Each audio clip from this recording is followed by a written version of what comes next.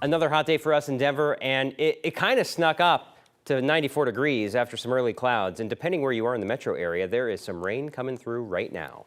Thanks for joining us tonight. I'm Marshall Zellinger in for Jennifer Meckles.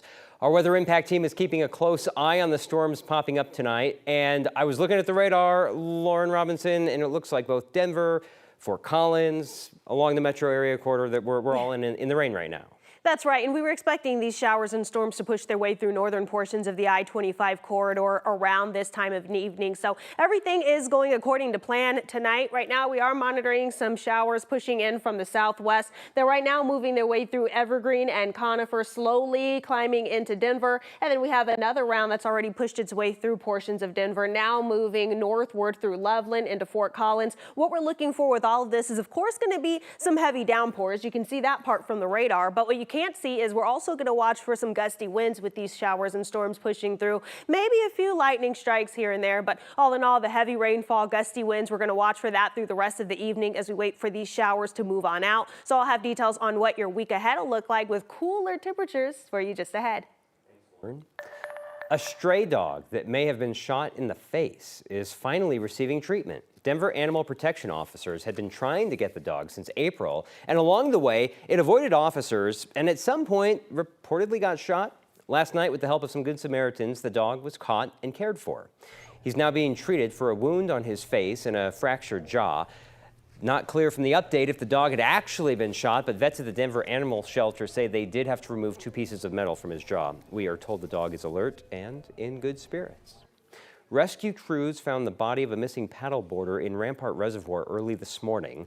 That's just west of Colorado Springs. Colorado Parks and Wildlife say witnesses reported seeing the man fall into the reservoir yesterday afternoon before going underwater. According to Parks and Wildlife, there have been at least 30 water-related deaths in the state this year.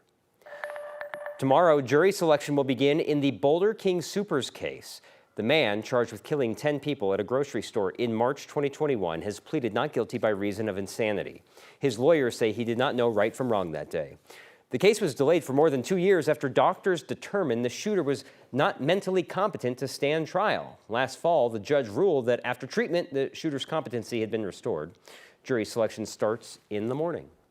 A brief summer break is over for state lawmakers. Tomorrow, they return to work for a second special session in less than a year to, again, try and minimize property tax increases. The purpose of the special session is to keep 2 property tax ballot issues from appearing on November's ballot.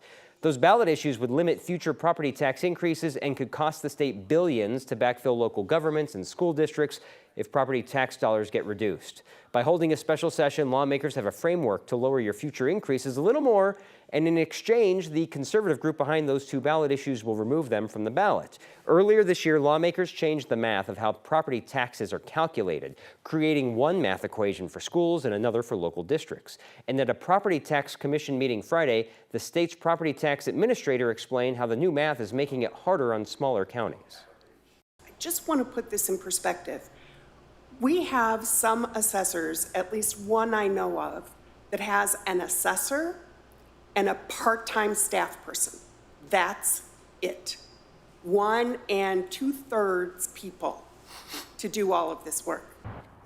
The special session will last until at least Wednesday because it takes at least 3 days for a bill to get to the governor's desk. Tomorrow, Aurora City Council will hold a vote to confirm the city's new pick for police chief. Former Los Angeles Police Commander Todd Chamberlain was introduced at a news conference Friday. He also served as police chief for the LA Unified School District. If he's confirmed by City Council, he'll lead a department that's faced allegations of racism and biased policing, and a department that is under a consent decree.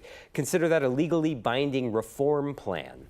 And he'll do it without community input on his selection. If City Council approves, he'll be sworn in on September 9th. Last week, more than 87,000 kids went back to class in Denver public schools. That's more than 3,000 more kids than they had last fall. And after a tumultuous year with thousands of migrant students joining the district throughout the year, the district knew budgeting for this year would be a bit tricky.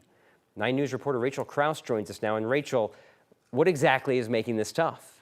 Yeah, DPS says they start budgeting and planning for the current school year all the way back in January. And a lot of that planning centers around how many students you're going to have in class, and with it, how many desks you need, how many teachers, how many staff members. But after taking in thousands more kids than they expected last year, preparing this time around was a bit of a challenge. You know, it's a challenge, but I hope we're up for it. The start of any school year can be tricky.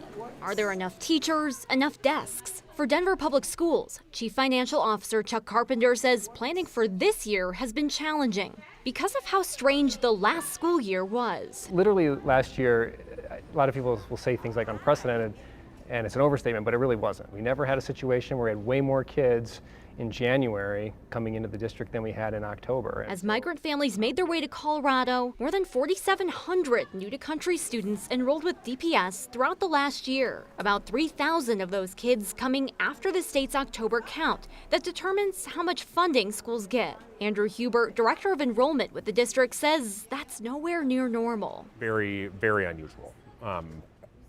To the point that I think that's probably the first time that DPS has accepted that number of kids past count day. And with it, hitting DPS's bottom line. We estimated that it would have been $20 million more in our budget had all of those students been there at October count. The state approved funds to help districts dealing with migrant students coming late in the year. DPS got $5 million of that. Money that's helping even now as DPS continues stepping up additional staff, teachers, and resources, particularly for schools like Bryant-Webster or McMean Elementary, where a majority of these new students enrolled. We have over 200 schools in the Denver Public Schools. There were 15 that we're monitoring really closely and only 20 classrooms. So if you're in one of those 20 classrooms, it's a big deal.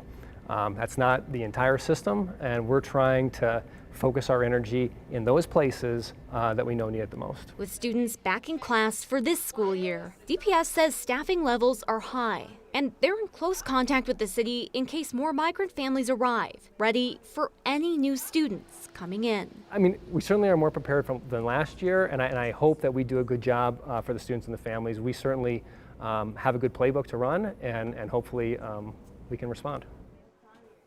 DPS says of the 4,700 new-to-country students that joined DPS during the last school year, right now around 80% of those kids are back for this school year. Enrollment numbers always shift over those first few weeks of school, but DPS says with fewer new families arriving in Denver, they're expecting a much calmer year for enrollment and for schools.